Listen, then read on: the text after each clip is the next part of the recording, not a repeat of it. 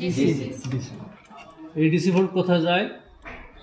Display backlight এটা দিয়ে backlight supply এখানে ভিতরে চলে যায়। তাহলে এখানে যে ভোল্টেজটা আমরা এই জ্যাক দিয়ে পাচ্ছি 70 ভোল্ট, সেটা ডিসি না এসি?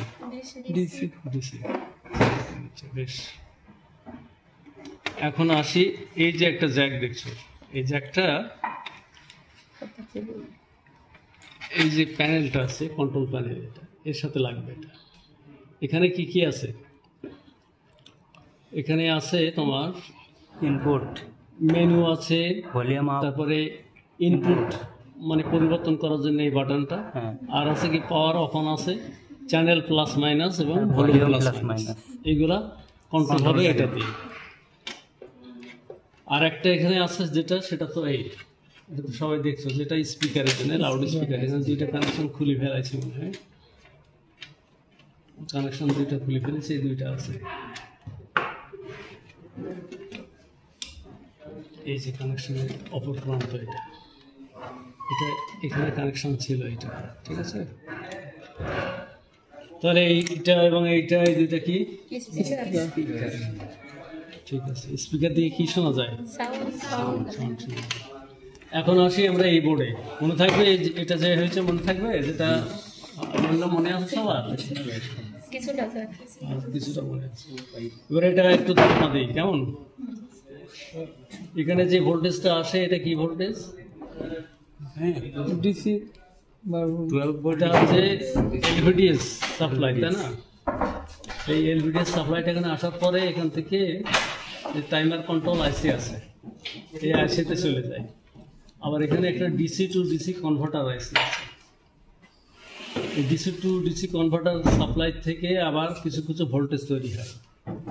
সেই ভোল্টেজগুলো একটু বিভিন্ন মাত্রার, কোনোটা 24 ভোল্ট, কোনোটা -9 ভোল্ট, কোনোটা 15 ভোল্ট, কোনোটা 3.3 ভোল্ট, এরকম বেশ কিছু কিছু ভোল্টেজ আছে, বুঝছো? তো এই ভোল্টেজেরও আবার নামও আছে। যেমন এখান থেকে যে হাই ভোল্টটা তৈরি হয়, অর্থাৎ এখানে ঢুকছে 12 ভোল্ট, আবার এখান থেকে নেওয়া হচ্ছে সাপ্লাই তোমার 27 ভোল্ট। তাহলে 12 ভোল্টের তুলনায় এটা বেশি না? এই বেশি ভোল্টেজটাকে বলা হয় ভিজিএইচ। ভিজিএইচ। আবার একটা মাইনাস ভোল্টেজ আছে 7 থেকে 9 ভোল্টের মতো মাইনাস ভোল্ট, সেটাকে বলা হয় ভিজিএল। কি? ভিজিএল। তাহলে ভিজিএলটা হচ্ছে মাইনাস ভোল্ট, আর ভিজিএইচটা হলো পজিটিভ। হ্যাঁ, হায়ার লো। তাহলে এখানে যে হাই ভোল্টেজটা আছে কত ভোল্ট? 27। হ্যাঁ, 20 থেকে 27 ভোল্টের মতো। আর 7 থেকে 9 ভোল্টের মতো, এটা হলো মাইনাস ভোল্ট। আরও একটা ভোল্টেজ আছে যেটাকে বলা হয় ভিডিডি। ভিডিডি, বুঝছো? এই ভোল্টেজটা হচ্ছে 3.3 ভোল্টের মতো। আর এভিডিডি আছে, এটা 15 ভোল্টের মতো। তাহলে কি কি ভোল্টেজ পাচ্ছি আমরা এখানে? একটা পাচ্ছি ভিজিএইচ, আর একটা ভিজিএল, আর একটা হচ্ছে ভিডিডি, আর একটা হচ্ছে এভিডিডি। এই সংক্ষেপে এগুলো মনে রাখা। তাহলে এখানে আমরা এই বোর্ডে আমরা কি কি কাজ পাচ্ছি? একটা হচ্ছে যে টাইমার কন্ট্রোল আইসি থেকে যে সাপ্লাইটা আমরা পাচ্ছি, সেইগুলো চলে যাচ্ছে কোথায়? কপ দিয়ে। এই কপ দিয়ে ভিতরে, মানে ভিতরের সার্কিটে ট্রানজিস্টরের সাপ্লাই যাচ্ছে।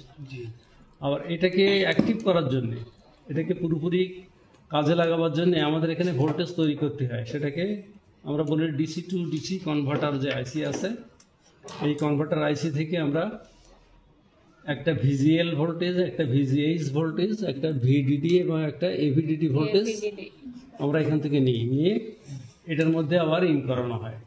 তারপর এটা অ্যাক্টিভ হয় এবং যে সিগন্যালগুলো আসে, সেই সিগন্যালগুলো এখান দিয়ে এটার মধ্যে যখন যায়, তখন এটার স্ক্রিনে আলো আসে। এটাই হচ্ছে মূল কথা, বুঝছো? আচ্ছা, তাহলে এখন আমি আবার জিজ্ঞেস করি, দেখি কতটা মনে আছে নাকি। আমি জিজ্ঞেস করি, তোমরা উত্তর দাও দেখি। বলো যে এখান থেকে এই যে সার্কিটটা আছে, এই সার্কিটটাকে কি বলে? SMPS circuit. এসএমপিএস কি সার্কিট? এসএমপিএস কি circuit? Power circuit. SMPS power circuit. SMPS এটা তো তোমরা ফুল মিনিংটা জানো না? Switch mode power supply. আমি আগের দিন বলেছিলাম যে এটার বৈশিষ্ট্য কি কি বলতো? এসএমপিএস সাপ্লাইয়ের মূল যে সুবিধাটা সেটা কি? ভোল্টেজ কম বেশি হলেও ওই চাপ কম বেশি হলেও সমান্তরালভাবে ভোল্টেজ আউটপুট দেয়।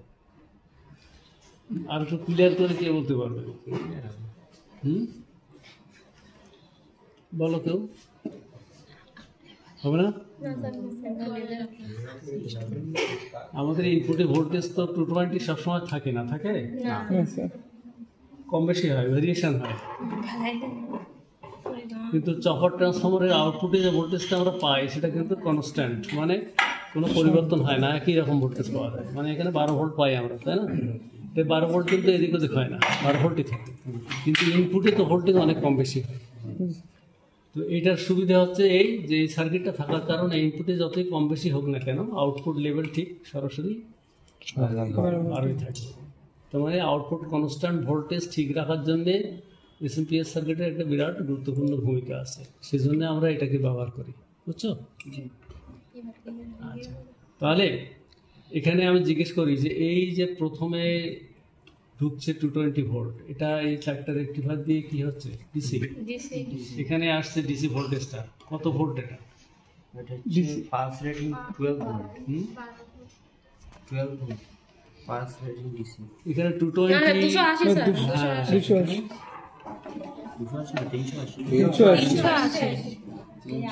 এটা কিন্তু 300 ওভার ভোল্টেজ হয়ে যায়, তাই না? অনেক সময় 280, 300 ওভার 350 ভোল্টেজ পর্যন্ত হয়ে যায় লাইনে কম বেশি হওয়ার কারণে। তাহলে এখানে এই ভোল্টেজটা আমরা আবার কি করছি? চপার সার্কিটের মাধ্যমে এসি তৈরি করছে, এই ডিসিটাকে এসি তৈরি করছে। এসি তৈরি করার পরে আউটপুটে যে ভোল্টেজটা আসছে সেটা এসি কত ভোল্ট? AC 12 volt. এটাকে আবার ডিসি করা হচ্ছে। এই ডিসি করে এই 12 ভোল্ট নিয়ে কোথায় দিচ্ছি আমরা? এই যে কনভার্টার সার্কিট আছে, এলইডি কনভার্টার সার্কিট। হ্যাঁ, এলইডি কনভার্টার সার্কিট 12 ভোল্ট নিয়ে কত ভোল্ট ডেলিভারি দেয়? 70 ভোল্ট। সেটা এখান থেকে আসে, তাই না? এটা ডিসি ভোল্ট। আচ্ছা, এই 12 ভোল্ট যখন এই এসএমপিএস কি বলে তোমার সিস্টেম কন্ট্রোল আইসিতে আসে তখন কিভাবে আসে? এখানে একটা রেগুলেটর আইসি আছে, তাই তো? এই রেগুলেটর আইসি কি করে? এর উপযোগী ভোল্টেজ 3.3 ভোল্ট এবং 5 ভোল্ট তৈরি করে দেয়। একটা 5 ভোল্ট করে, একটা 3.3 ভোল্ট তৈরি করে দেয়। সেটা এই সার্কিটকে অ্যাক্টিভ করার জন্য। এটা কোন সার্কিট? এটা হলো সিস্টেম কন্ট্রোল সার্কিট।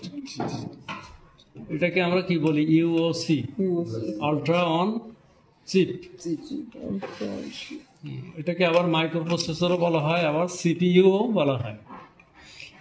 এখন এখান থেকে যে সিগন্যালটা প্রডিউস হয়ে এই পোর্টে আসে সেই সিগন্যালটার কি নাম? যে সিগন্যালগুলো এখানে আসে এই পোর্টে সেটার কি নাম? সেই সিগন্যালটার কি নাম? সেই ভোল্টেজগুলোকে কি বলে? LVDS signal. এই যে কেবল দিয়ে আসে এই কেবলটার নাম কি? এলভিডিএস কেবল।